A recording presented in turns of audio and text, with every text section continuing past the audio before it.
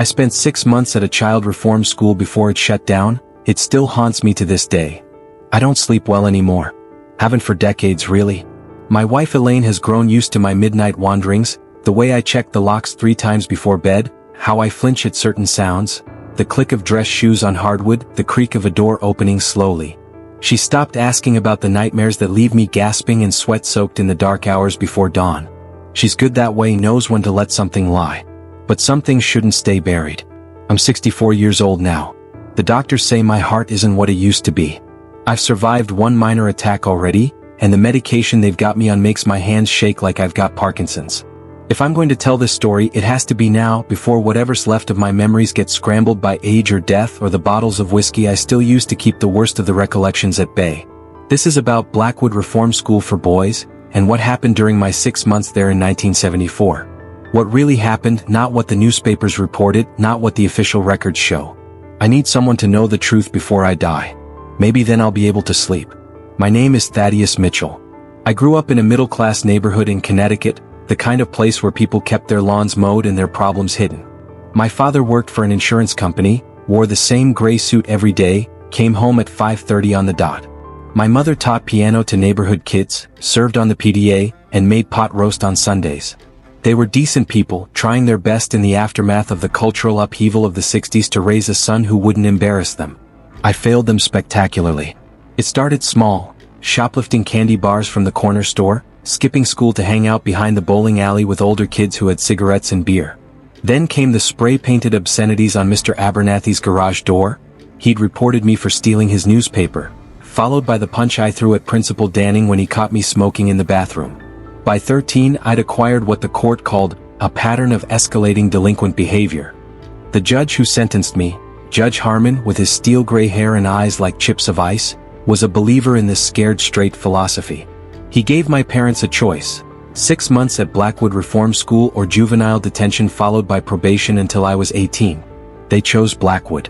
The brochure made it look like a prestigious boarding school, with its stately Victorian architecture and promises of rehabilitation through structure, discipline, and vocational training. My father said it would be good for me, would make a man of me. If he only knew what kind of men Blackwood made. The day my parents drove me there remains etched in my memory: the long, winding driveway through acres of dense pine forest, the main building looming ahead, all red brick and sharp angles against the autumn sky, 10-foot fence topped with coils of gleaming razor wire that seemed at odds with the school's dignified facade. My mother cried when we parked, asked if I wanted her to come inside. I was too angry to say yes, even though every instinct screamed not to let her leave. My father shook my hand formally, told me to make the most of this opportunity. I watched their Buick disappear down the driveway, swallowed by the trees. It was the last time I'd see them for 6 months. Sometimes I wonder if I'd ever truly seen them before that, or if they'd ever truly seen me. Headmaster Thorne met me at the entrance. A tall, gaunt man with deep-set eyes and skin so pale it seemed translucent in certain light. His handshake was cold and dry like touching paper. He spoke with an accent I couldn't place, something European but indistinct, as if deliberately blurred around the edges. "Welcome to Blackwood, young man," he said, those dark eyes never quite meeting mine. "We have a long and distinguished history of reforming boys such as yourself. Some of our most successful graduates arrived in much the same state as you, angry, defiant, lacking direction. They left as pillars of their communities." He didn't elaborate on what kind of communities those were. The intake process was clinical and humiliating. Strip search, delousing shower, institutional clothing, gray slacks, white button-up shirts, black shoes that pinched my toes. They took my watch, my wallet, the Swiss Army knife my grandfather had given me, saying I'd get them back when I left. I never saw any of it again. My assigned room was on the 3rd floor of the East Wing, a narrow cell with 2 iron-framed beds, a shared dresser, and a small window that overlooked the exercise yard. My roommate was Marcus Reed, a lanky kid from Boston with quick eyes and a crooked smile that didn't quite reach them. He'd been at Blackwood for 4 months already, sent there for joy riding in his uncle's Cadillac. "You'll get used to it," he told me that first night, voice low even though we were alone. "Just keep your head down, don't ask questions, and never, ever be alone with Dr. Faust." I asked who Dr. Faust was. "The school physician," Marcus said, glancing at the door as if expecting someone to be listening. "He likes to experiment. Says he's collecting data on adolescent development or some bullshit. Just try to stay healthy." The daily routine was mind-numbingly rigid. Wake at 5:30 a.m., make beds to military precision, hygiene and dress inspection at 6 o'clock, breakfast at 6:30. Classes from 7:30 to noon, covering the basics but with an emphasis on moral education and industrial skills. Lunch, followed by 4 hours of work assignments, kitchen duty, groundskeeping, laundry, maintenance. Dinner at 6 o'clock, mandatory study hall from 7 to 9 o'clock, lights out at 9:30. There were approximately 40 boys at Blackwood when I arrived, ranging in age from 12 to 17.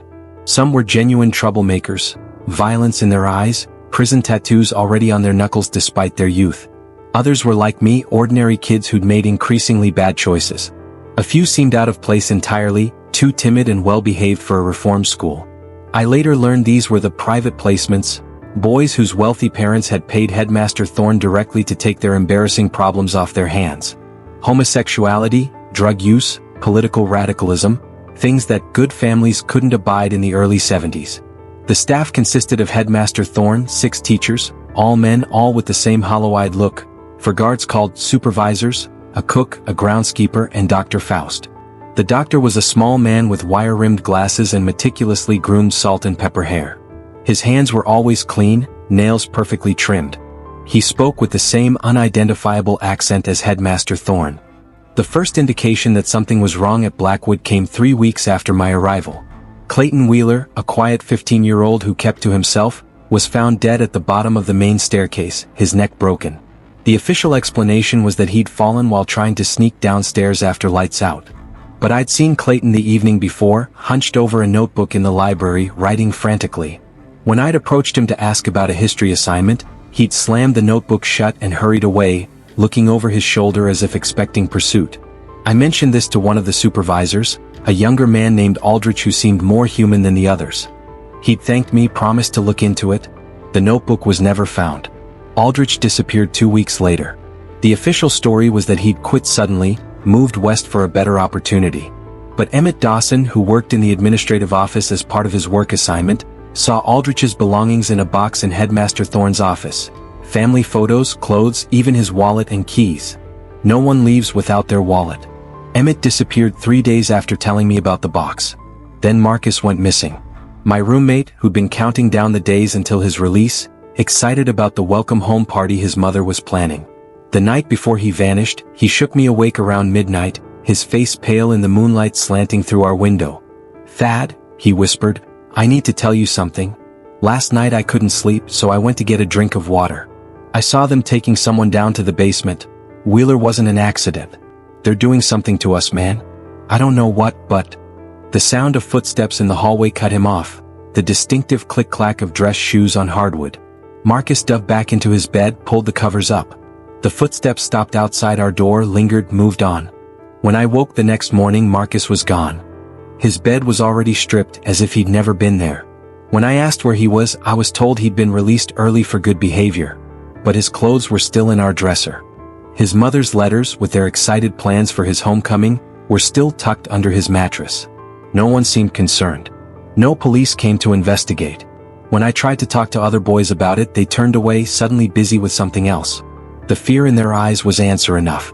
After Marcus, they moved in Silas Hargrove, a pale, freckled boy with a stutter who barely spoke above a whisper. He'd been caught breaking into summer homes along Lake Champlain, though he didn't seem the type. He told me his father had lost his job, and they'd been living in their car. The break-ins were to find food and warmth, not to steal. "IJ just wanted somewhere to sleep," he said one night. Somewhere warm. Blackwood was warm, but it wasn't safe. Silas disappeared within a week. By then, I'd started noticing other things. The way certain areas of the building were always locked, despite being listed as classrooms or storage on the floor plans. The way some staff members appeared in school photographs dating back decades, unchanged. The sounds at night, furniture being moved in the basement, muffled voices and languages I didn't recognize, screams quickly silenced. The smell that sometimes wafted through the heating vents, metallic and sickly sweet, like blood and decay. I began keeping a journal, hiding it in a loose floorboard beneath my bed. I documented everything: names, dates, inconsistencies in the staff's stories. I drew maps of the building, marking areas that were restricted and times when they were left unguarded. I wasn't sure what I was collecting evidence of, only that something was deeply wrong at Blackwood and someone needed to know. My new roommate after Silas was Wyatt Blackburn, a heavy-set boy with dead eyes who'd been transferred from a juvenile detention center in Pennsylvania. Unlike the others, Wyatt was genuinely disturbing. He collected dead insects, arranging them in patterns on his windowsill. He watched me while I slept. He had long, whispered conversations with himself when he thought I wasn't listening. "They're choosing," he told me once out of nowhere. "Separating the wheat from the chaff. You're wheat, Mitchell. Special. They've been watching you." I asked who they were.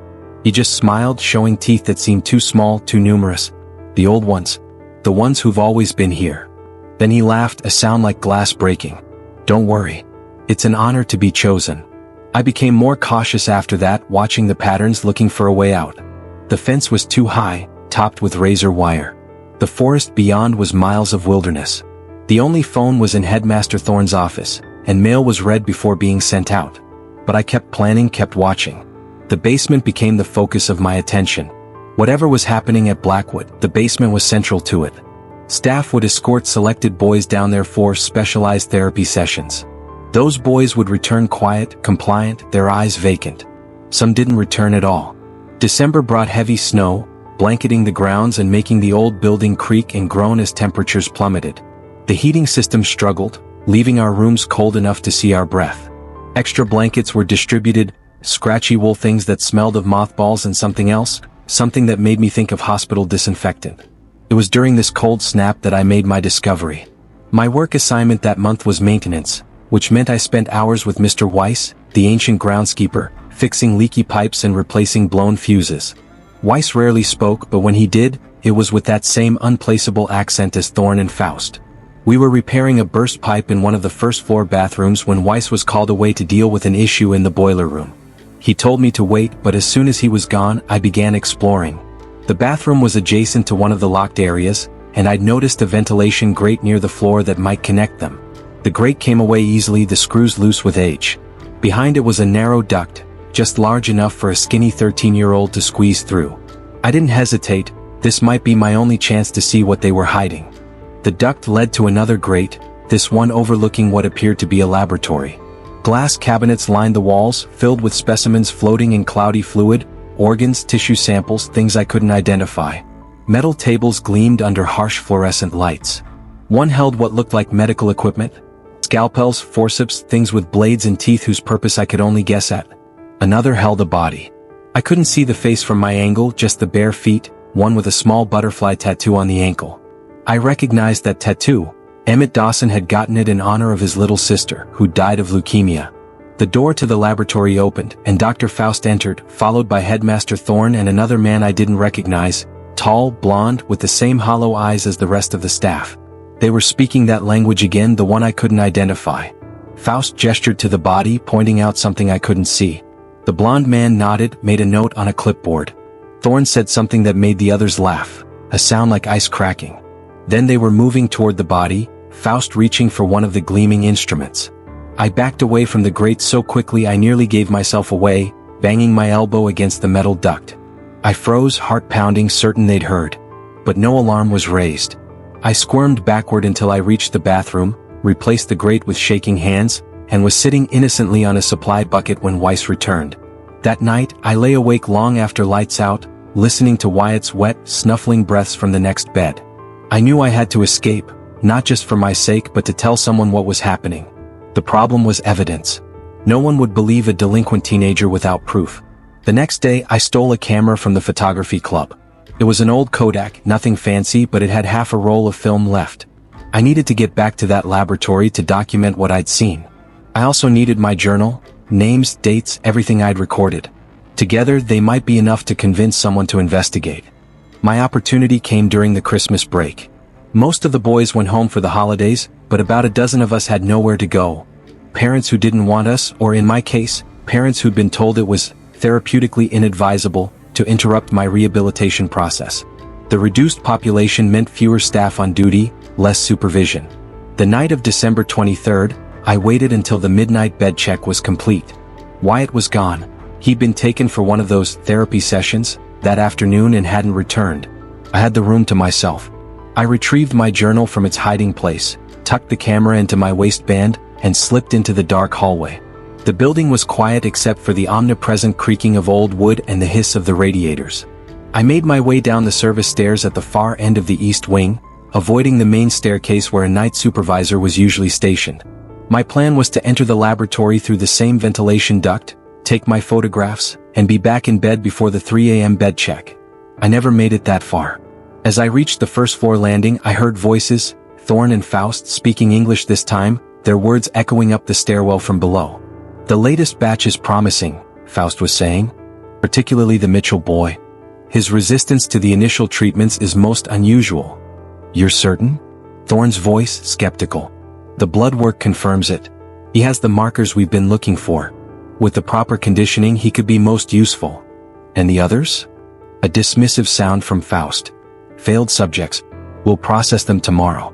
The Hargrove boy yielded some interesting tissue samples, but nothing remarkable. The Reed boy's brain showed potential, but degraded too quickly after extraction. I must have made a sound, a gasp, a sob, something, because the conversation stopped abruptly. Then came the sound of dress shoes on the stairs below me coming up. Click-clack, click-clack. I ran. Not back to my room, they'd looked there first, but toward the administrative offices. Emmett had once mentioned that one of the windows in the file room had a broken lock. If I could get out that way, make it to the fence where the snow had drifted high enough to reach the top, maybe I had a chance. I was halfway down the hall when I heard it, a high, keening sound like a hunting horn, but wrong somehow, discordant. It echoed through the building, and in its wake came other sounds, doors opening, footsteps from multiple directions, voices calling in that strange language. The hunt was on. I reached the file room, fumbled in the dark for the window. The lock was indeed broken, but the window was painted shut. I could hear them getting closer, the click-clack of dress shoes, the heavier tread of the supervisor's boots. I grabbed a metal paperweight from the desk and smashed it against the window. The glass shattered outward, cold air rushing in. As I was climbing through, something caught my ankle. A hand, impossibly cold, its grip like iron. I kicked back wildly, connected with something solid. The grip loosened just enough for me to pull free, tumbling into the snow outside. The ground was 3 feet below, the snow deep enough to cushion my fall. I floundered through it toward the fence, the frigid air burning my lungs. Behind me, the broken window filled with figures. Thorn, Faust, others, their faces pale blurs in the moonlight. That horn sound came again, and this time it was answered by something in the woods beyond the fence. A howl that was not a wolf, not anything I could identify. The sound chilled me more than the winter night. I reached the fence where the snow had drifted against it, forming a ramp nearly to the top. The razor wire gleamed above, waiting to tear me apart. I had no choice. I threw my journal over first, then the camera, and began to climb. What happened next remains fragmented in my memory. I remember the bite of the wire, the warm wetness of blood freezing on my skin. I remember falling on the other side, the impact driving the air from my lungs. I remember running through the woods, the snow reaching my knees, branches whipping at my face. And I remember the pursuit, not just behind me but on all sides, moving between the trees with impossible speed. The light of flashlights bobbing in the darkness. That same horn call, closer now. The answering howls, also closer. I found a road eventually, a rural highway deserted in the middle of the night 2 days before Christmas. I followed it, stumbling, my clothes torn and crusted with frozen blood. I don't know how long I walked. Hours maybe. The eastern sky was just beginning to lighten when headlights appeared behind me. I should have hidden, it could have been them searching for their escaped subject. But I was too cold, too exhausted. I stood in the middle of the road and waited, ready to surrender, to die, anything to end the desperate flight. It was a state police cruiser. The officer, a burly man named Kowalski, was stunned to find a half-frozen teenager on a remote highway at dawn. I told him everything, showed him my journal, the camera. He didn't believe me, not really, but he took me to the hospital in the nearest town. I had hypothermia, dozens of lacerations from the razor wire, 2 broken fingers from my fall. While I was being treated, Officer Kowalski called my parents. He also, thankfully, called his superior officers about my allegations.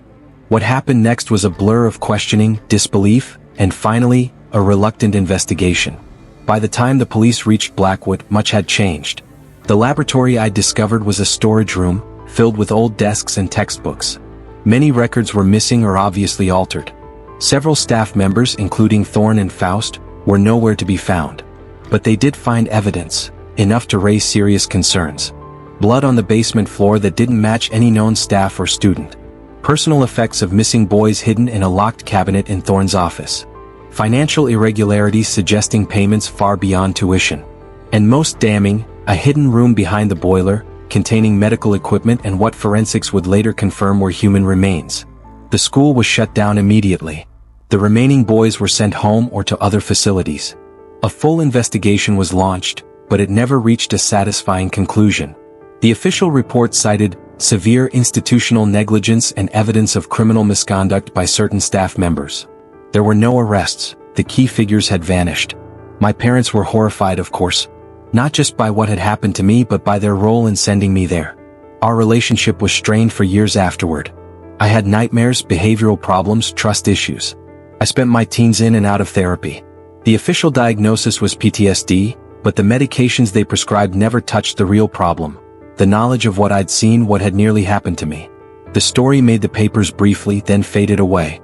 Reform schools were already becoming obsolete, and Blackwood was written off as an extreme example of why such institutions needed to be replaced. The building itself burned down in 1977, an act of arson never solved. I tried to move on. I finished high school, went to community college, eventually became an accountant. I married Elaine in 1983, had 2 daughters who never knew the full story of their father's time at Blackwood. I built a normal life, or a reasonable facsimile of one. But I never stopped looking over my shoulder. Never stopped checking the locks 3 times before bed. Never stopped flinching at the sound of dress shoes on hardwood. Was hidden. There are apps that allow that. And the white noise? Alejandra interrupted. Daniel shrugged. Bad signal. My point is, if your mom called, that's the important part. All the rest are details that were exaggerated because we were scared. I crossed my arms. I wanted to believe him. I wanted him to be right. But something in my stomach wouldn't let go.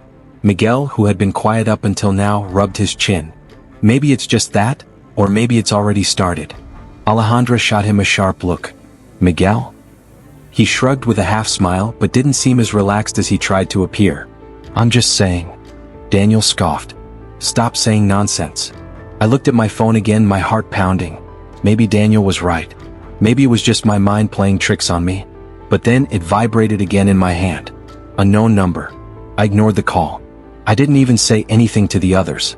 I just blocked the screen, put my phone in my bag and pretended nothing had happened. That everything was fine.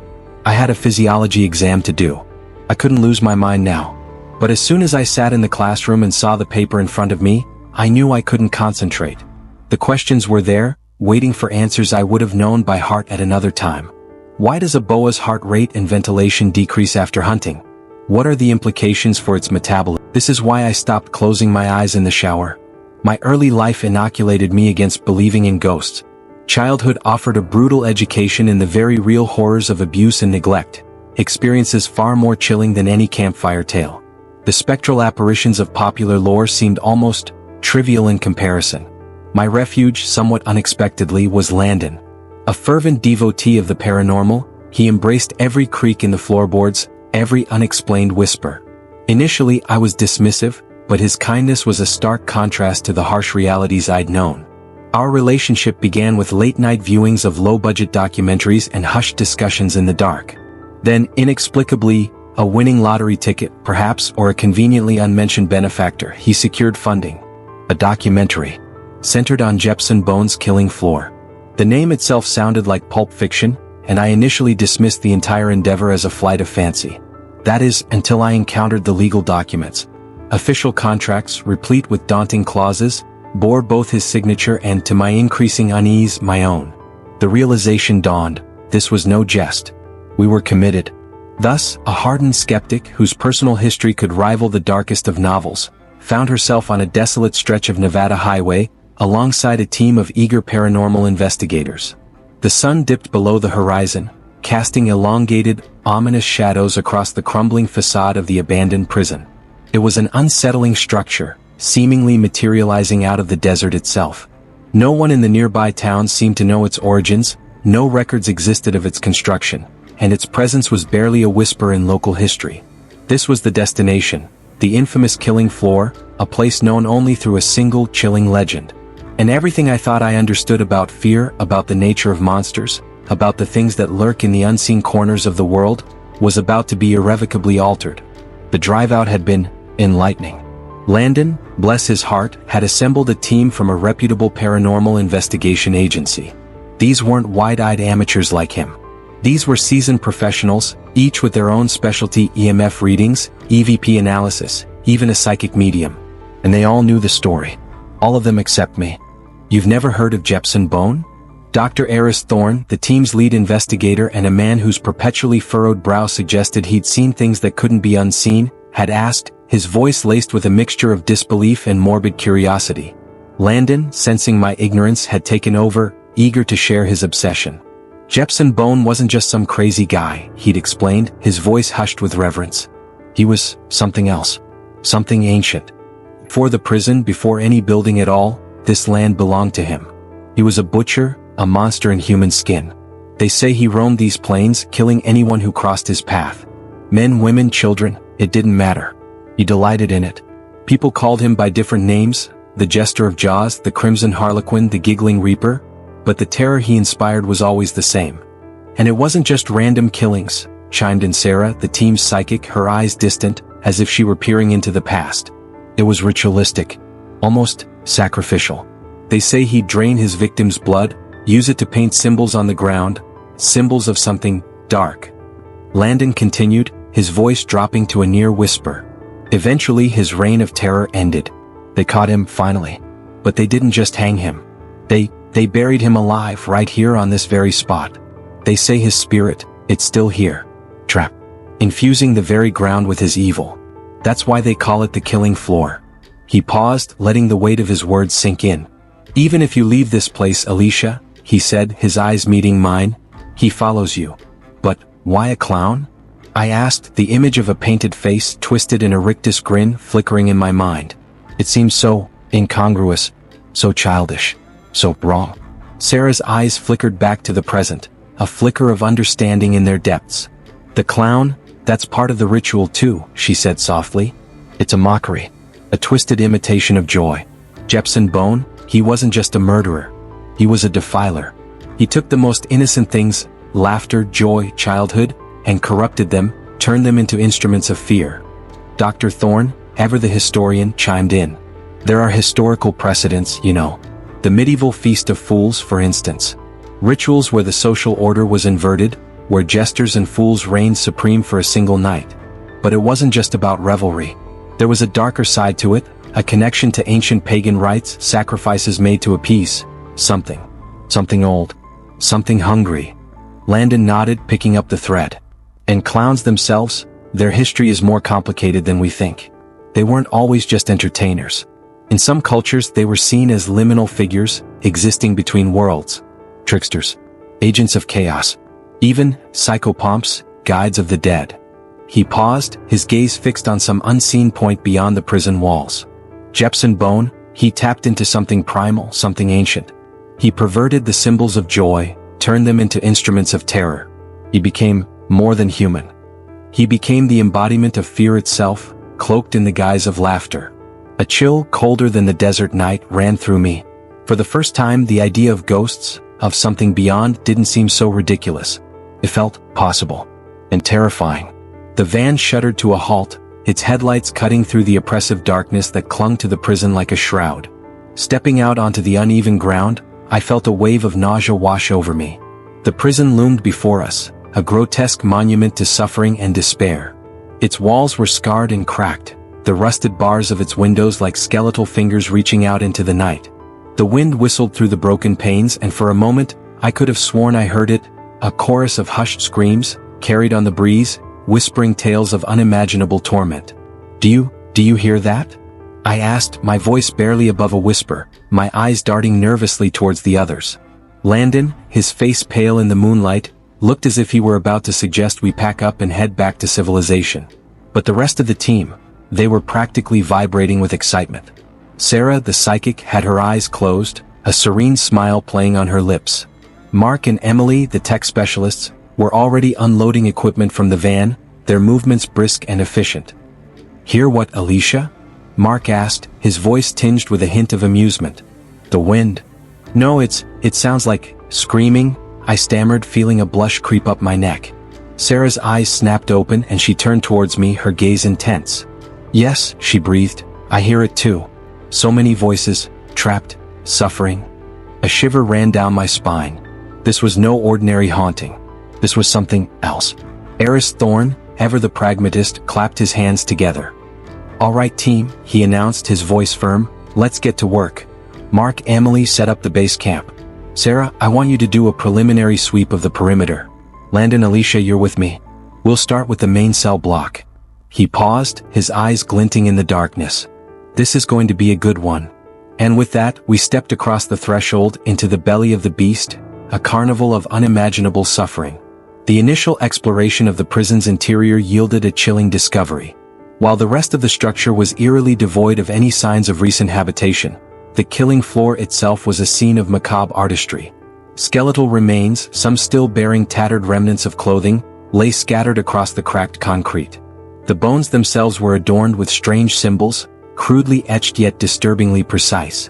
These aren't fresh, Dr. Thorne observed, his voice grim. No one's been here for decades at least. I glanced at Landon. The color had drained from his face, leaving him a sickly shade of green. It was then I realized something. He might have been a believer in the paranormal, but I could see in his eyes that he hadn't truly believed in this. The reality of Jepson Bone, the palpable evil that permeated this place, was settling in on all of us, even the seasoned professionals. But fear, it seemed, wasn't enough to deter them.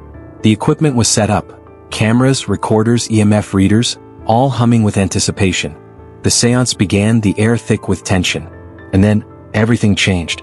It wasn't just the whispers, the flickering lights, the sudden drops in temperature. It was him, Jepson Bone. Not a wispy apparition, but a full-bodied manifestation of pure malice. He was everything the legends described and more, a clownish figure with eyes that burned like embers, a grotesque parody of joy. He radiated an aura of power that dwarfed anything I'd ever imagined. This wasn't just a ghost.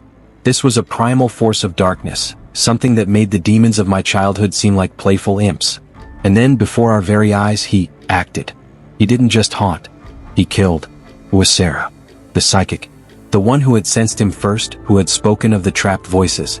He turned his attention on her, his movements swift and brutal, a horrifying ballet of supernatural violence. One moment she was there, her eyes wide with terror, the next, he was upon her. His grin widened, revealing rows of needle-sharp teeth, and with a sickening wet sound, he plunged his hand into her chest. Not through it but into it. His fingers, impossibly long and skeletal, wriggled within her torso, as if searching for something. Sarah's screams turned into gurgled gasps as blood erupted from her mouth, her eyes bulging in their sockets. He didn't pull anything out this time. Instead, he clenched his fist, and with a series of sickening crunches, crushed her ribcage from the inside. Her bones audibly snapped and compressed, her body contorting into a grotesque, unnatural shape.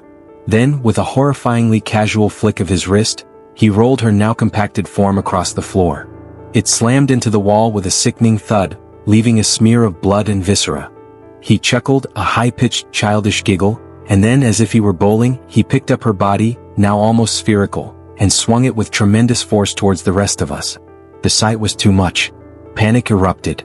Screams filled the air, my own among them, as we scrambled to escape the monstrous entity. The room descended into chaos, equipment crashing to the floor as we fled, the image of Sarah's mutilated body, used as a projectile, seared into my mind forever. We never returned to that place. The company that had funded Landon's ill-fated project sent their own team to retrieve the footage. They managed to recover some of it, chilling, undeniable proof of Jepson Bone's existence. His spectral form, clear as day, was captured on camera. But the rest, the crucial moments, the horror we had witnessed, were lost, replaced by static. But not just any static. This was different. Embedded within the white noise were fleeting images, glimpses of faces contorted in agony, thousands of them, as if the very air itself was screaming. The recovered footage was a sensation, of course. Irrefutable evidence of the paranormal. But none of us who were there that night felt any sense of triumph. We carried the weight of what we had seen, the knowledge of the true nature of the evil that lurked within those walls. The fame, the recognition, it meant nothing. All it did was remind us of Sarah, of the terror, and of the fact that Jepson Bone was still out there. And that, even now years later, I could still feel the phantom weight of his gaze on my back, the echo of his chilling laughter in my ears. The disappearances began subtly, almost unnoticed. A missing person here, a vanishing without a trace there. But then the frequency increased. News reports blared headlines about the growing number of unsolved cases. Faces of the missing flashed across television screens, their stories recounted in hushed, worried tones. Newspapers ran front-page articles speculating about possible causes, ranging from the mundane to the bizarre. And then the reporters came to our doors. They wanted to know if we knew anything about the disappearances. Did we have any leads? Had we seen anything suspicious? Landon, his face etched with a fear I knew mirrored my own, became a master of deflection. He crafted plausible alibis, offered vague, non-committal responses, and did everything he could to avoid drawing attention to what we knew. Because we did know. We knew why these people were vanishing. We knew the chilling truth that no one else suspected. And the knowledge of it was a constant, gnawing terror, a weight that pressed down on us with every passing day. We were living with a secret so monstrous, so unbelievable, that sharing it would only paint targets on our backs. We were trapped in a silent pact of fear, bound together by the horror we had witnessed, the horror that now stalked the streets, claiming its victims one by one. And we were terrified. Fucking terrified. Do you remember the story of my friend Julieta? Well, let me tell you that she returned to school after 4 days of absence. During that time, her phone remained silent. No calls answered, not a single message read. Worried, we tried everything to get news. It wasn't normal for her to disappear like that, not after what we had seen. On the third day without news, we decided that someone had to go to her house. Natalia, the one who lived closest, was chosen. She hesitated a lot before accepting. We didn't blame her. We were still trembling at the memory of that video, that impossible smile. But in the end, she did it for Julieta. That afternoon, Natalia walked to the house where Julieta lived, an old 2-story house with a terrace and a worn-out facade, aged by time. She looked up at the third-floor terrace, where she had often seen Julieta and her grandmother watering plants or hanging clothes to dry in the sunlight and wind. Everything looked the same, but something in the air felt different. Gathering courage, she rang the doorbell. She waited. No response.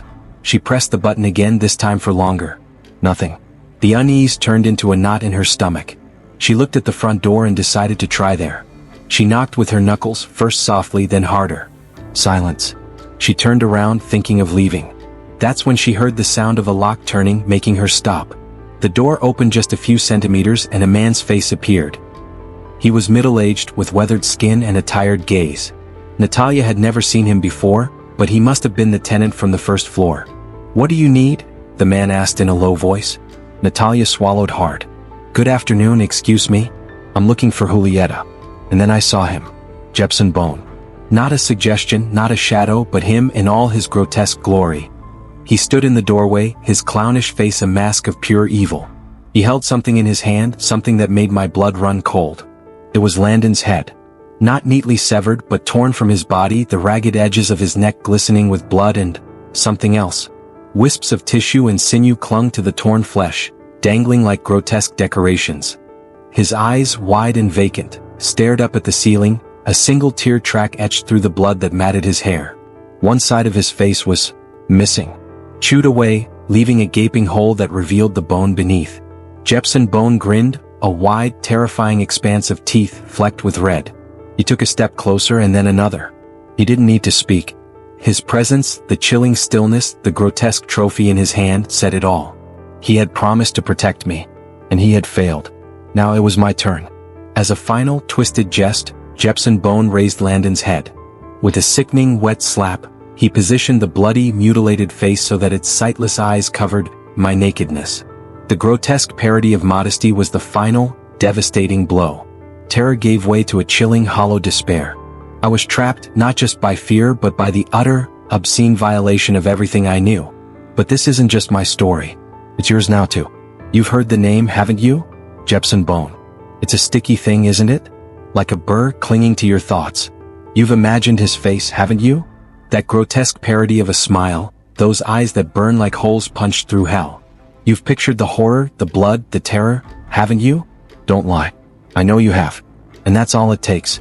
A whisper in the dark, a fleeting image in the corner of your eye, and he's there. He's always there. Lurking just beyond the edge of your perception, a predator in the shadows of your mind. So, tell me, do you feel that chill crawling up your spine? That prickling sensation at the back of your neck? That's him. He's closer than you think. He's breathing down your neck, whispering promises of pain in your ear. And I'm so sorry for what you've just unleashed. You can't unsee what you've seen. You can't unhear what you've heard. He's in your head now, burrowing deep, making a home for himself in your nightmares. Sleep tight. And watch your back. Because he's watching you. Waiting. Suddenly, someone knocked on the door. Professor Mauricio stopped the lesson and went to open it. My stomach clenched when I saw her. It was Julieta. Her expression was calm, too calm. She looked exactly the same as always, yet something about her felt off. The teacher briefly scolded her for arriving late, but she just nodded and walked to her seat, sitting under everyone's watchful eyes. I quickly took out my phone and hid it under my notebook cover. I sent a quick message to the group. Julieta, what happened? Are you okay? And your grandmother? Within seconds, the chat filled with messages from Natalia and Camila. We all wanted answers, but she only responded with a phrase that left us even more uneasy. I'll tell you everything at recess. Don't worry. I glanced at her as she put away her phone and pretended to pay attention to the teacher. But something in her distant gaze told me that her mind was somewhere else. When recess arrived, we left together and surrounded her as soon as she stepped out of the classroom. Camila took her arm, silently showing support. We walked to our usual spot, the small green area of the school. There, among the sound of the wind and buzzing insects, we could talk without being interrupted. We sat in a circle waiting. Julieta took a deep breath and sighed before beginning her story. She told us that after